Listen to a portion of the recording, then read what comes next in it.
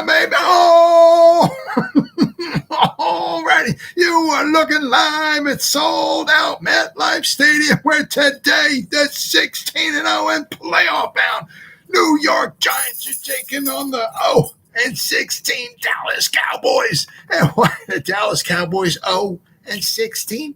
Because they suck. Welcome to the Gridiron.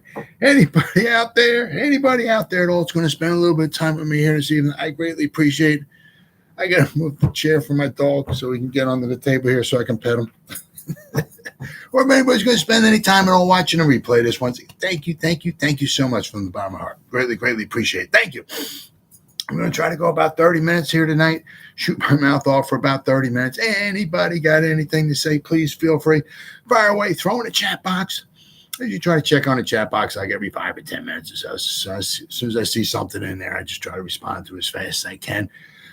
So please feel free to fire away. Plus, instead of me just like rambling on for half an hour or even longer, it's nice to talk to another Giant fan. So please feel free, fire away.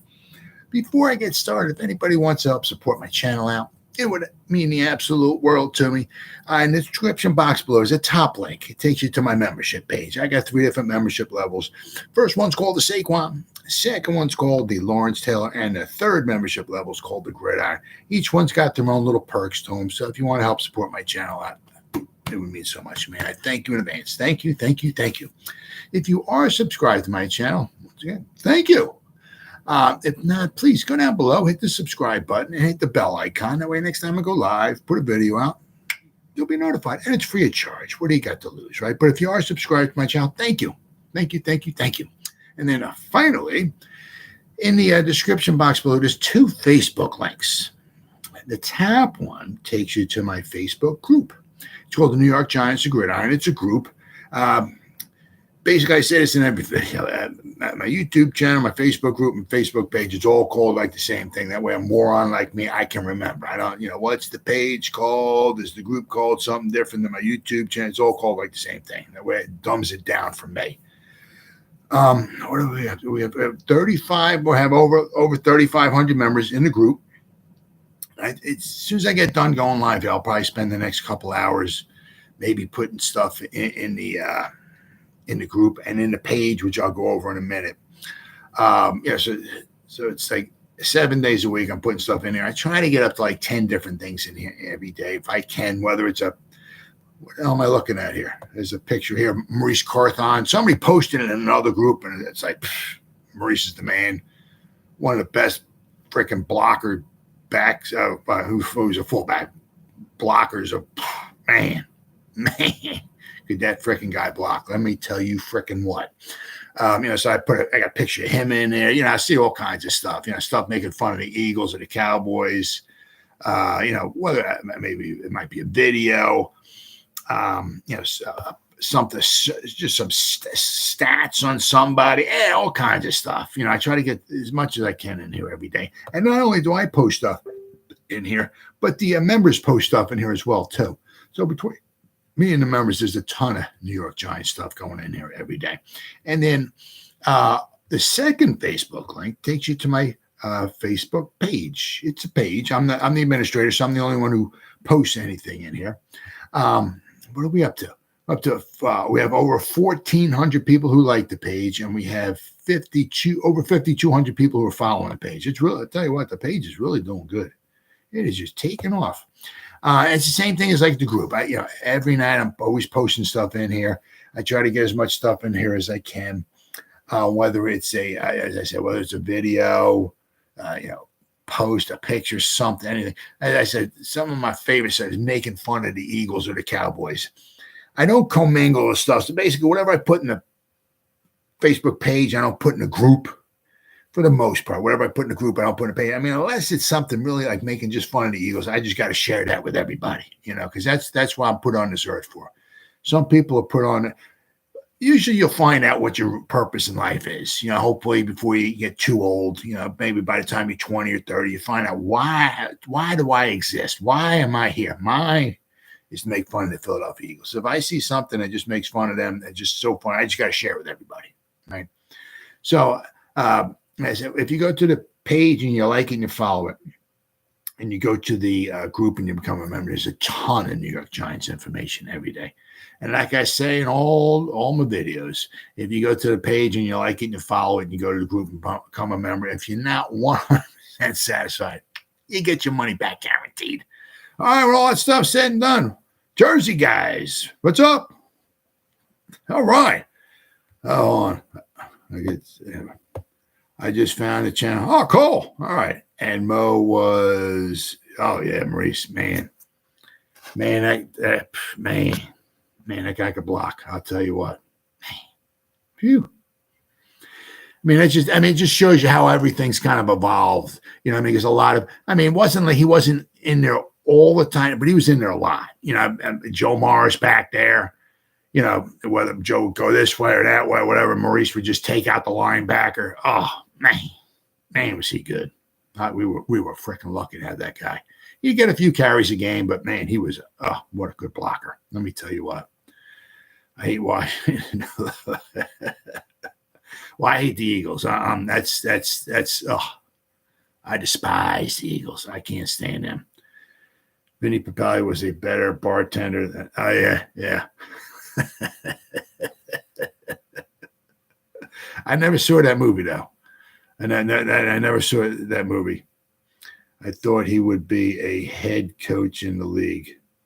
Well, he was, I know he was, I think he was with, a few different, I'd have to look it up. I lose track. There's so many guys and so many places to go and all. But I know he was with, I think he was with Parcells for a while. If I look it up, let's see here, real fast here. I know he was.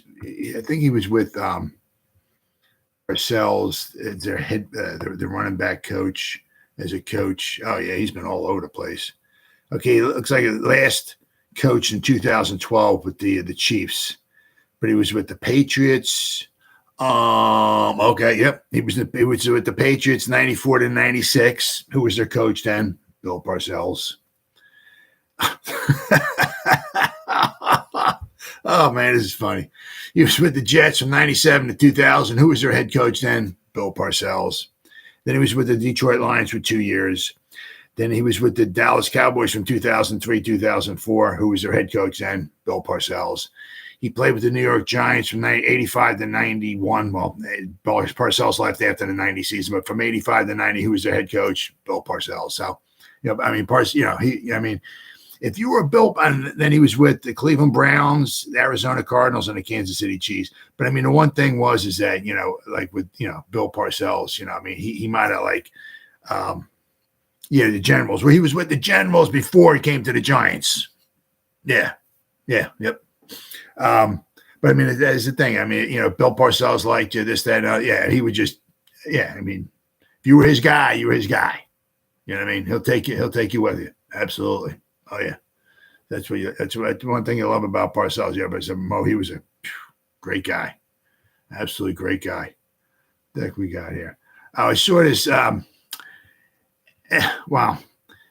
I know I did something about this before, and actually, this was out a little while ago. But Evan Neal going his stance, changing his stance.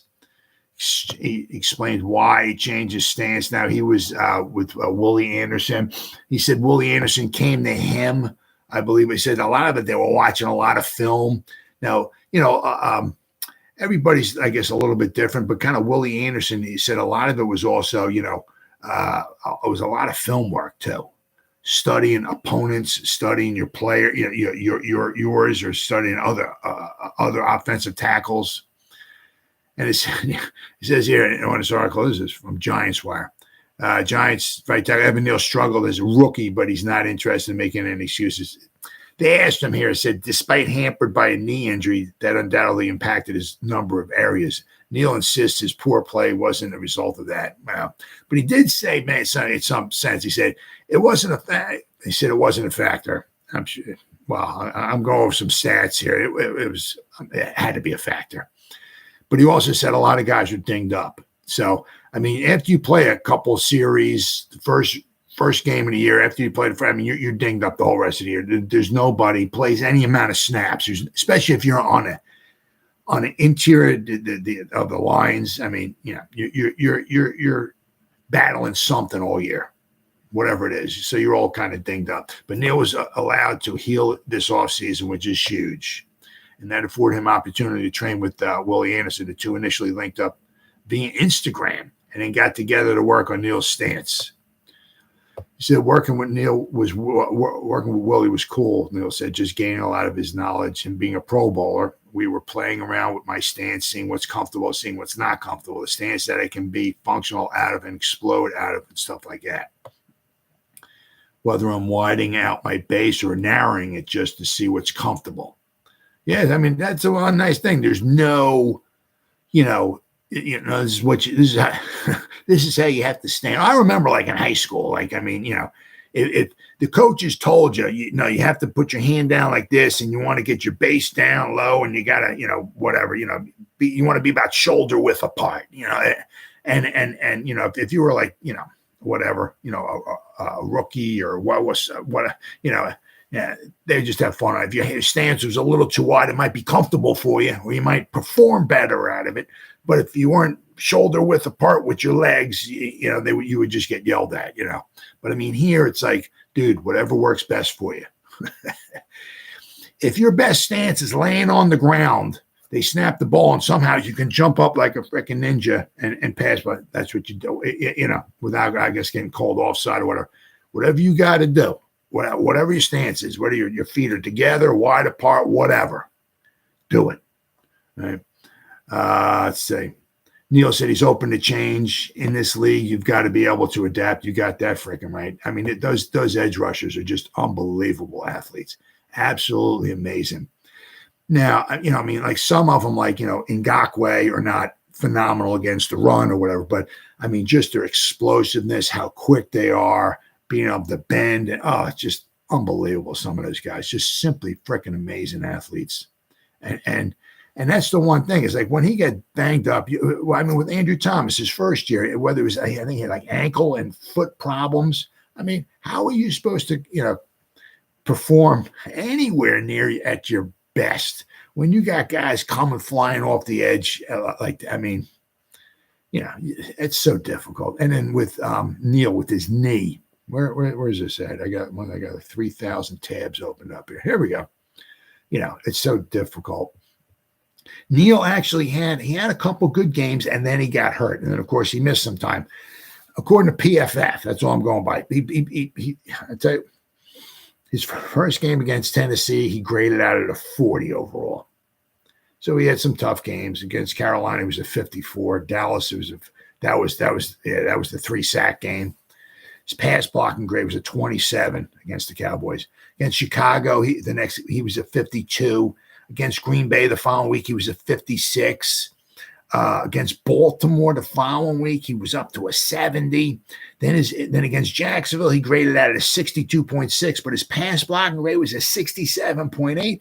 So it was like a little, he kind of like, was getting maybe a little bit better, a little bit better, a little bit better. Then he got injured.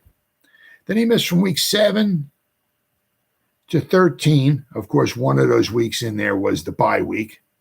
But, so week 7 was against Jacksonville. He didn't come back until week 13. And when you come back, you're not 100%, So, I mean, he played against Washington. He graded out a 53.9. Then the following week, it was the Eagle game, was at the 48-22 debacle.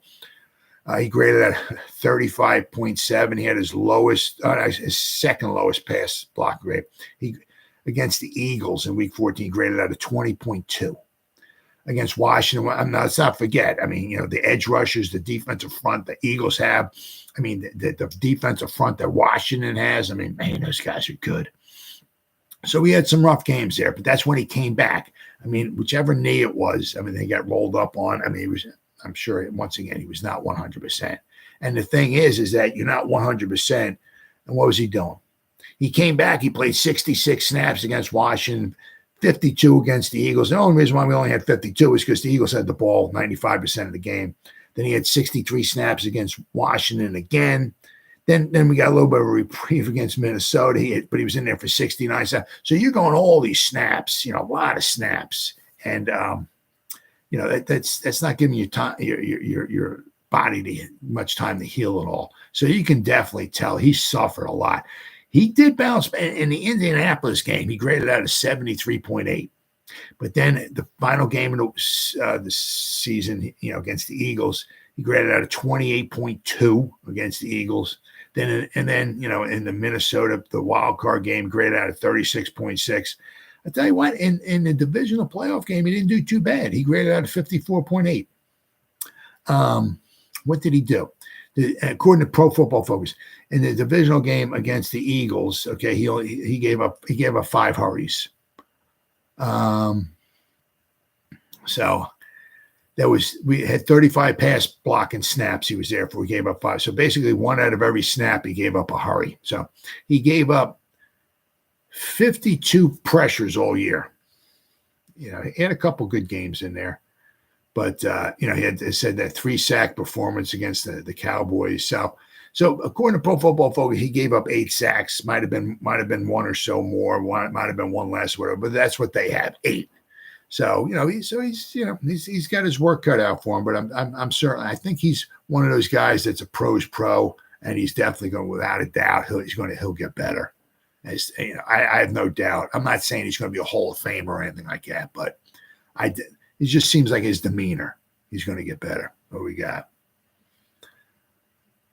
Why all the injuries? Tell you what, why all the injuries? If you can ever figure that out, you pick the phone up and you call Mr. Joe Shane. I'm sure he'd love to talk to you. I mean, it's just unbelievable, the injuries that that we have. It's just nothing will derail a season faster than injuries. Well, we changed the turf, so let's knock on wood. Let's see what happens. I mean, I know the Eagles, they were you go to maingameslost.com. All right. The Eagles were the fourth least injured team all last year. I mean, they had like nobody injured. They have a beautiful stadium, absolutely beautiful grass, but they have grass. I don't know where the Commanders were at, but they play on grass. The Cowboys weren't too banged up, but the Giants were. I think the Giants were the 6th most injured team in all football last year. I mean, it's been that way the past bunch of years. I mean, and so that's one of the things we got to stay healthy this year. Really got to stay healthy this year. I blame that on the Jets. Get them too many games. Well, see, that's one of the problems is that one of the reasons why it's hard for us to get grass in there is because every weekend it's being used up. The field's being used every week. It's like a multi-facility thing where they put concerts in there and all other kinds of stuff in there. But I mean, every weekend there's a football game in there. I mean, unlike with the Eagles play maybe 1 or 2 preseason games. It gets used for all that for college as well too. But I mean, the Eagles have maybe 8 home games, and it's for football. It's just like the Giants and Jets team. But I mean, it's tough when you got 2 teams in there. I mean, there aren't any. Yes, I mean, like the Chargers and the Rams, they use the same facility, and they don't have grass either. It was odd because back in 1975, the Giants shared Shea Stadium with the Jets in 1975, and that was grass. Well, actually, it really wasn't grass. It was kind of chewed up and all. So actually, it was a lot of dirt. If you ever look at the highlights on YouTube, you see a lot, the wind. It was windy there, very windy. You see a lot of dirt blowing around and all that. So, I mean, the Giants and Jets did share a stadium together in 1975, and it was on grass. But that was just the one season. That was why the Giants' new stadium was being built in 1976. The Giants Stadium opened up. But the Giants in 2000, I think it was 2000 to 2002, actually, the Giants Stadium actually changed to grass. I remember that specifically because in 2000, the Giants went back to the little NY on their helmet because for the longest time from 1976 to 99, they had Giants on the side, written on the side of the helmet. And in 2000, they changed over to grass, and they went back to the NY on their helmet. They had the NY on their helmet from 1961 to 1974. So they changed over. So from 2000 to 2002, the Giants played on grass. The Giants and the Jets played on grass at Giant Stadium. And it was always chewed up. I mean, it was always,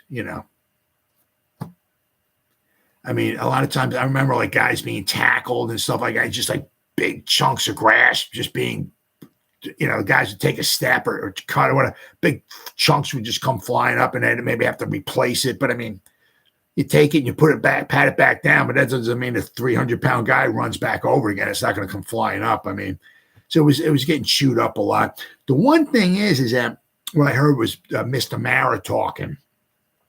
And apparently you got the World Cup coming around 2026.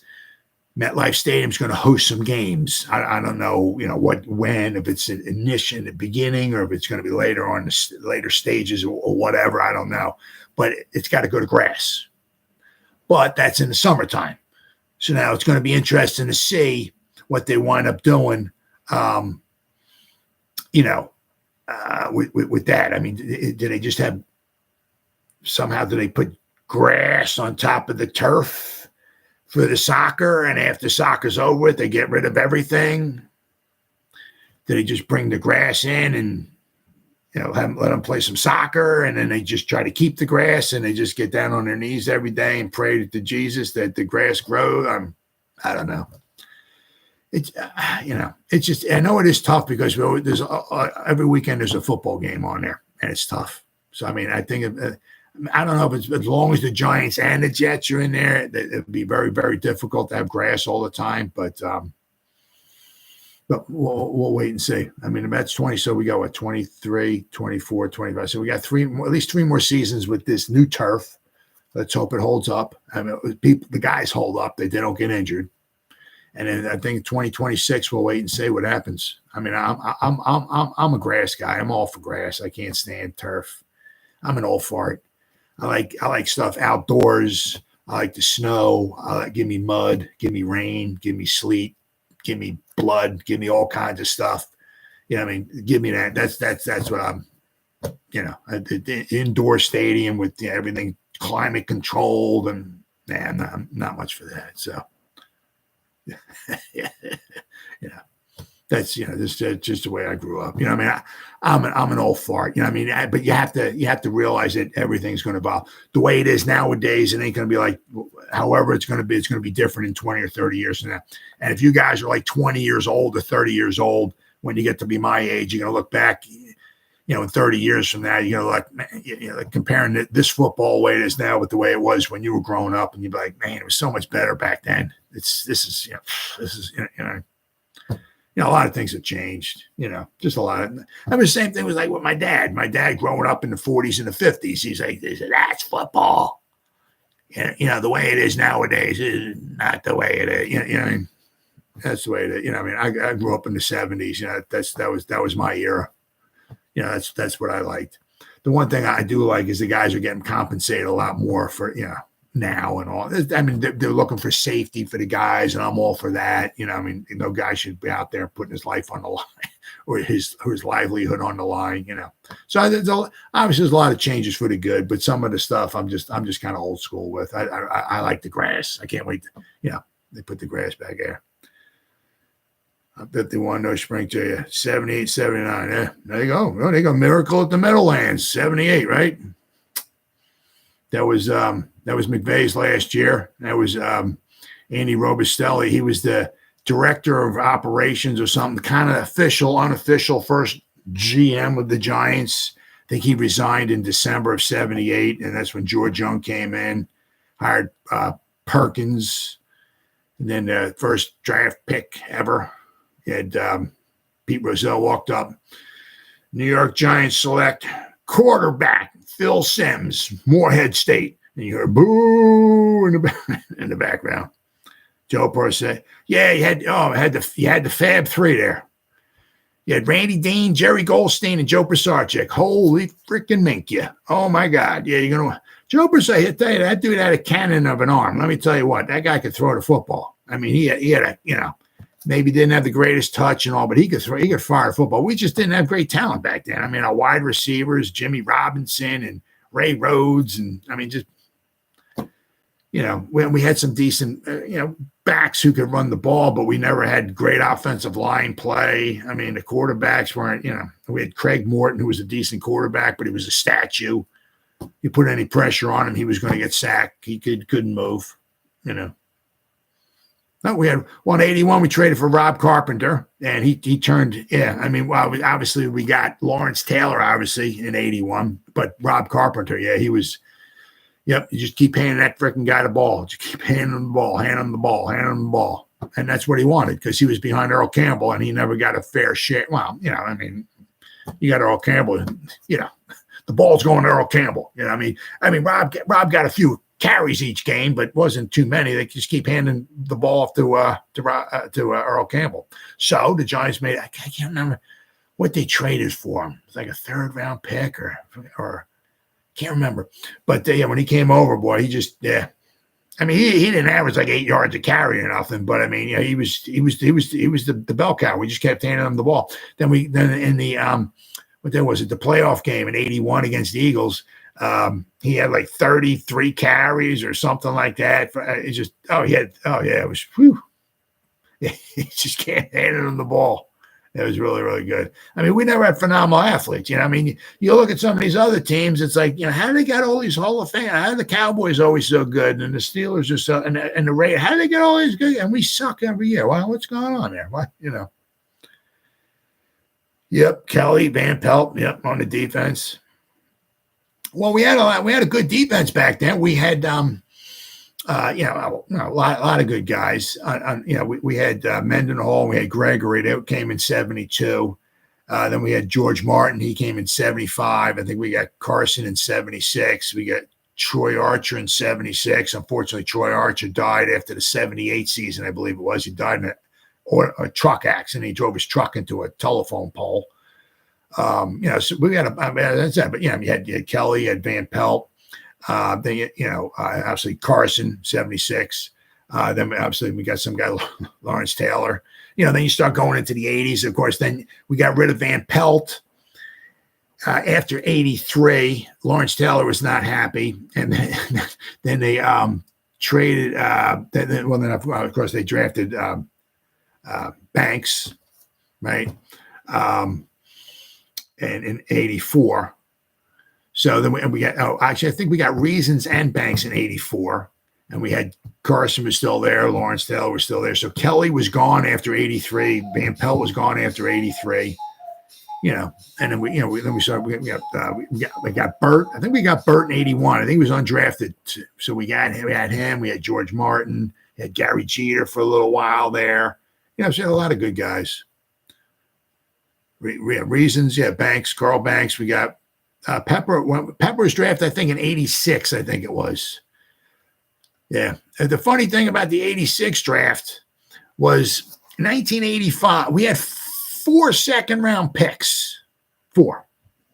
I should know the freaking guys, but 1985, we went to Chicago. We played in the divisional round of the playoffs in Chicago. Obviously, 85, the Bears won. That was 15-1. They were one of the greatest teams of all time. Their defense was just freaking incredible. But anyway, we go to Chicago, all right, and we lose 21-0. Now, key on here, nothing, right? So when you come to the draft and you got 4 second-round picks, and you're losing the playoffs 21. Once again, let me show you this here to nothing. What do you think you want to zoom in on? You want to go on offense? See, we gave up 21-0, but one of them was a missed punt. The Sean Landetta kicked off the side of his foot. The Bear, can't remember. What's up, Terrence?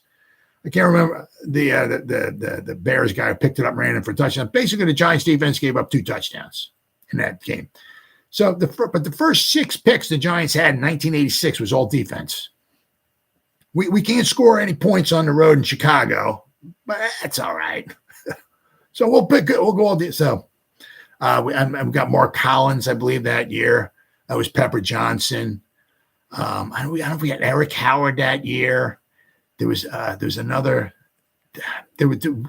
but they were all good picks. Pepper Johnson, they were all good picks. There was one guy that didn't play too much, but Eric Washington, number 73, I think he was one of those picks. So, I mean, so we got some real good, solid defensive players. But, I mean, at first, you got 4 second-round picks. They're all defense. So, but, but, I mean, that of course, in 86, and we had a great defense. So, it is what it is. But, I mean, we always seem to struggle with our offense. Yeah, Landetta. Yeah, Jimmy Burt was there. Jim Burt was there. He was there until, I think, 88. 88 or 89, because in 1990, he was with the 49ers. And then when we played the 49ers in the championship game, Jim Burt was trying to tackle. Jeff Hostetler rolled out to his right, and he threw a pass. I think he threw a pass. And anyway, Jim Burt went down and took his knees out. Took a knee out or something like that. And Hostetler was like hobbling off to the side. And that was Jim Burt. And then I remember Parcells going over to him, or Hostetler was saying, sitting down, he's like in pain and all that. And Parcells is going, "Can you go?" And Hostetler said something to it. And Parcells was like, "Can you go?" And I said, "Yeah, I can go." You know what I mean? But he was hurting. He was hurting. But then, of course, shortly after that, Marshall knocked Montana out of the game. And he knocked him out of the next season, too, as well. Really, really wiped him out. And we won, so. But Burt was out of Miami. Yeah, he was undrafted free agent out of Miami, 81. I think it was 81, because I think we got in the same year with L. Tate. Yeah. So, we just started collecting. Yeah, so Burt was with the Giants for a while. I think 81 to 88, 81 to 89. Then of course, we had Eric Howard, because Eric Howard took Burt's spot. And Eric Howard's the one that knocked the ball out of Roger Craig's arm. The 49ers are just trying to run the clock out. I don't know, whatever it was, like a minute 50 to go in the game, 2 minutes to go in the game or something like that. They got one more first down. The game was over. So Eric Craig gets the ball. Steve Young hands the ball off to Roger Craig. Roger Craig runs into the line. Eric Howard dives with his head and I think he hits it with his helmet, hits the ball with his helmet. Ball comes out. Lawrence Taylor comes up. He's holding the ball like this, spikes it back, throws it back toward the line of scrimmage, just spikes it and runs off the field. And then, of course, Hostetler marches down the field to get in field goal range, and Matt Barr kicks his 5th field goal. We played the 49ers 2 times.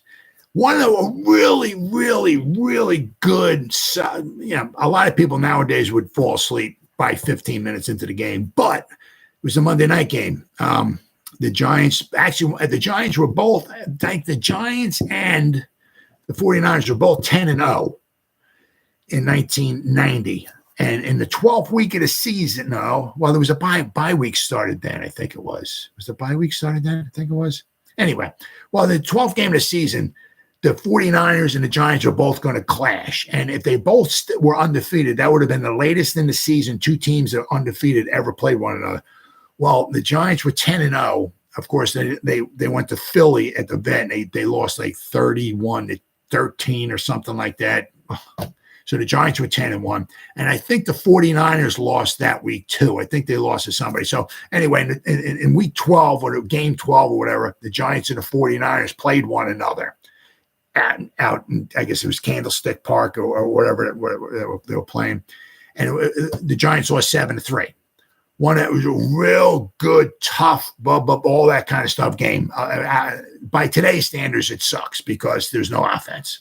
But it was 7-3. So the Giants played 2 games in Candlestick Park. It wasn't Candlestick Park, whatever the park was. And the 49ers played in back then. And the Giants played 2 games out there, and they kicked 6. They kicked 6 field goals, and they couldn't score a touchdown. But they kicked 6 field goals, but they kicked 5 of them, at least in the championship game, and they won. But I mean, that was a great season too. The Giants defense in 1990 was really, really good. He was a 4-3 D tackling pros and nose tackle. Yeah, was it Candlestick? Yeah, was it Candlestick Park? Was it? Because I mean, sometimes it's Candlestick Park. Yeah, okay, all right, cool. But I mean, like nowadays it's like it might be Candlestick Park, but somebody, sponsors it. So now it's the Minute Maid Park. It's I mean, it's like the college bowls nowadays. It's not like the Blue Bonnet Bowl or the Peach Bowl, whatever. Well, back in my memories, there used to be the Blue Bonnet Bowl. Well, now it's the I don't know, whatever you want to call it. The Tasty Cake Bowl, or what I mean, because it's not the Blue Bonnet Bowl. So somebody sponsors it because there's more money in it. So it's MetLife Stadium, yeah, MetLife. Yeah, there you go. Yeah, it's not Giant Stadium anymore. Now it's this new stadium. Now it's MetLife Stadium. Chick-fil-A, Chick-fil-A Bowl, all that stuff. It's all about money. Bad spelling. Yeah, I know what you mean, but it's all about money. It's all about the Benjamins, unfortunately. No worries. Yeah. But I mean, that's what I said. As I so many the state, and sometimes the stadiums don't stay sponsored by the same people like forever. Sometimes they wind up, somebody else comes in and sponsors it. I guess you sponsor it for like 10 years or 5 years. You got to pay whatever, and then you can your name's on it for however 5 or 10 years, and somebody else comes in and maybe can outbid you or whatever, and then then the same stadium's called something else. So that's why that's another one of the things is that some like me, it helps when you dumb stuff down, because back then it was called Cowboy Stadium, or it was called this or that, stuff I can remember. Now it's like I got to know all the sponsors and everything like that. And I don't know this, the sponsors. We both. Oh yeah, as I said, I try to evolve as much as I can, but a lot of the stuff I'm also like from the the 70s kind of guy. I started in 70s, so I missed the 60s, but I'm 70s kind of guy. As sad as it is, and it's really pretty sad. I would almost rather, it's really sad. Don't get me wrong. I'd almost rather watch the Giants from the 70s than it is today. The Giants were horrible back then too. Well, see, the great thing about the 80s was then, because you had all that freaking pain in the 70s, the pain. And especially the horrible thing was going to school, especially because I moved down here in South Philly in 1977. I'm in South Jersey, but I'm very close to South Philly where the Eagles play.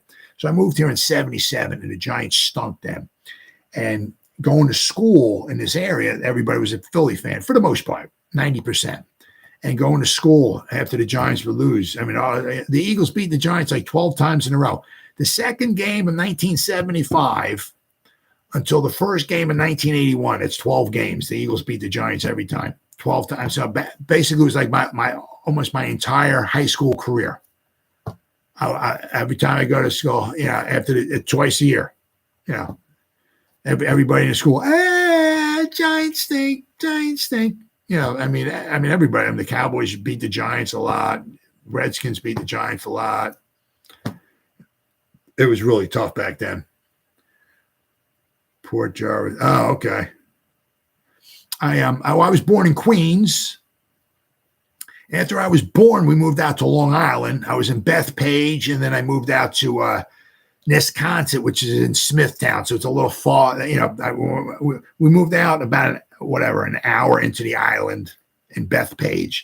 Then we moved about another hour farther out into Nesconset, which is in Smithtown. Then in 1977, my dad got a job transfer. We moved down to South Jersey.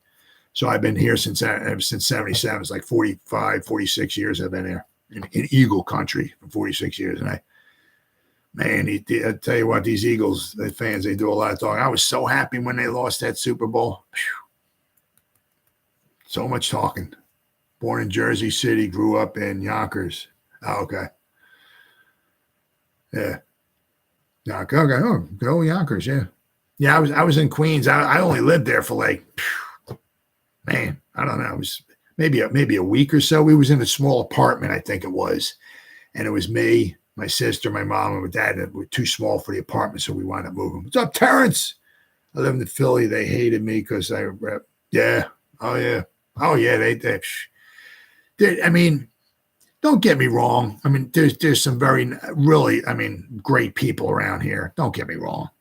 And there's some very respectable Eagle fans. Don't get me wrong. But just there's a lot of them are like, I just just can't stand. My dad was a postal worker. He's not David Barkowitz. Thank goodness, huh? Yeah. Yeah, I mean, the Giants, they don't. Yeah. I said, I mean, just some Eagle fans are just too much. That's why I don't like going to, I live like maybe 30 minutes maybe from the Eagle Stadium. I'm not going to go there watch a game and just listen to the Eagle fans and they're all drunk and everything like that. I mean, I'll bet you there's some Eagle fans in the stadium right now getting drunk waiting for the first game of the season. I mean, that's just the way some of the Eagle fans are. Yeah. Exit 4. Well, that's I'm like right about even with exit 3. Exit 4 is Route 73. I'm below 73. So I'm around exit 3, which is Route 168, the Black Horse Pike. So I'm right around there. That would be my exit. Yeah, but I said I'm like I mean, once I get to the Walt Whitman Bridge, I'm about 20 minutes. I get over the Walt Whitman Bridge, and then there's like another 10 minutes to the stadium. So I'm about 30 minutes away from the stadium. So, but I mean, nice in Philly, it's all, I mean, where the Flyers and the Sixers play, the Phillies play, and the Sixers, the Phillies and the Eagles play. All three stadiums are right there. They're all right. You're going to kind of go to one spot. It's like pretty much they're all. I got to give them credit. I mean, where the Sixers and the Flyers play, it's a very nice stadium. But I mean, now the Phillies, their stadium, beautiful. Inside the grass, it's a beautiful, beautiful stadium. Same thing with the Eagles. Their stadium's beautiful. Grass is beautiful. Just the way it looks, beautiful, beautiful stadium. Absolutely beautiful. But I can't stand going there because I hate listening to those fans.